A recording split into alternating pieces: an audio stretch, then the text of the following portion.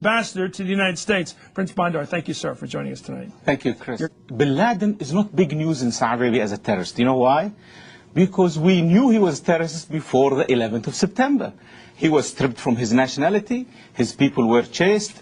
His people were behind the attack that killed 5 American soldiers in Saudi Arabia 4 or 5 years ago. When we captured them, we tried them under Sharia law, we executed them. Guess what? Western media said we did something terrible. We're killing dissidents. You know, those dissidents, when we chased them in Saudi Arabia, right, the followers of Osama bin Laden, they escaped to London, Paris, Frankfurt, America. On the 10th of September, most of those people were called dissidents.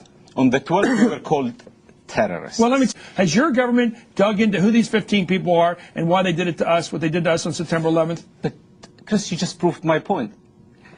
You cannot take yes for an answer. I'm saying we called them terrorists before 11 September. You called them dissident. After the 11th of September, the same people became terrorists to you. You switched their category from dissident to terrorist.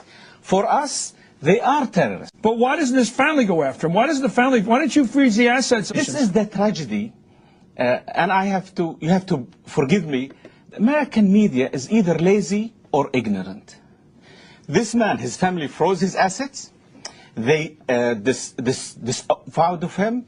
They disowned him. The government stripped him from his nationality. To understand the Saudi sentiment, they will say, and we cannot understand why before 11 September you considered people like him dissidents.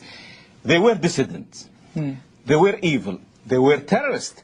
You were saying because they were this way because you don't give them freedom of speech. You're right. Because what they were speaking was poisonous and evil. Prince Bendar, Your Highness, thank you for joining us. Happy